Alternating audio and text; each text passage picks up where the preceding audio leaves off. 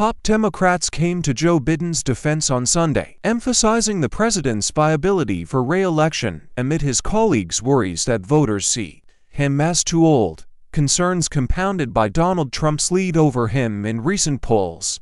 On ABC This Week, host George Stephanopoulos pointedly asked Biden's Transportation Secretary Pete Buttigieg, "How can an 81-year-old incumbent be the candidate of change? It's so critical in presidential elections." Buttigieg replied that Biden's administration had focused on issues that matter most to newer generations, including addressing the climate crisis, supporting LGBTQ+ rights, and pushing to restore the federal abortion rights that Roe v. Wade had established before the conservative-dominated U.S. Supreme Court eliminated them in 2022. "What matters most is the age of a leader's ideas," Buttigieg said. Buttigieg's comments came as voters' views on Biden's age continue being a growing liability for his re-election campaign. A recent ABC Ipsos poll found that 86% of Americans thought him too old to serve another term. 62% thought the same about Trump, who is 77, and 59% of voters think both are too old.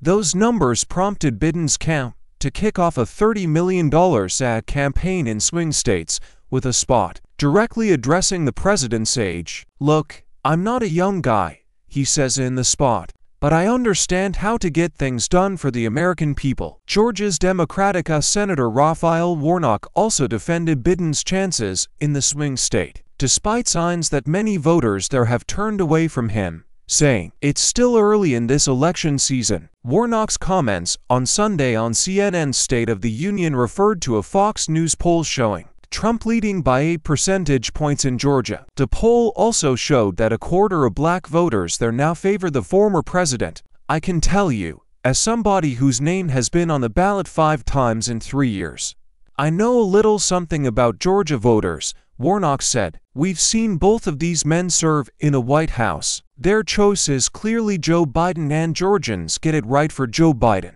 just as they got it right for me." CNN host Jake Tapper suggested third-party candidate Robert F. Kennedy Jr. could be a spoiler, after he claims to have gathered enough signatures to get on the ballot in Georgia in November. Tapper said Biden defeated Trump in Georgia in 2020 by fewer than 12,000 votes. But Warnock argued there was still time for Biden to secure the state again. The Democratic House leader, Hakeem Jeffries, also addressed black voters seemingly fading support of Biden. During Jeffries' appearance on Face the Nation, host Margaret Brennan noted that Biden's support among black voters had fallen from 90% in 2022, 76%. Nonetheless, Jeffries said black voters would understand that Biden has delivered over and over again on issues of concern, including by helping bring on the lowest black unemployment rate in decades, as well as making historic investments in black colleges and universities. "I'm confident at the end of the day, the overwhelming majority of African Americans, Caribbean Americans, black voters throughout the country will support President Biden," Jeffries said.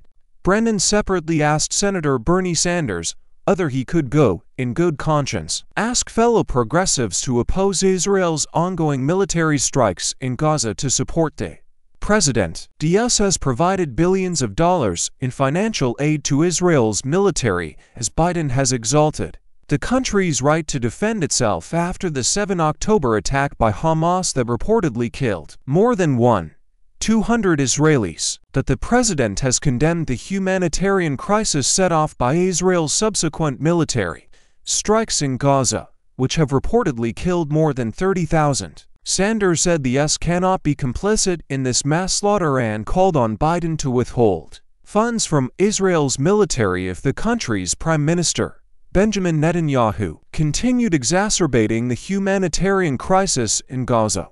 But Sanders said voters must pick Biden if they favor protecting the climate, preserving bodily autonomy, and eliminating income inequality. "So you're asking voters to put Gaza aside?" Brennan said. Sanders responded, "Not put this aside, but fight continuously to change Biden's policy on Gaza."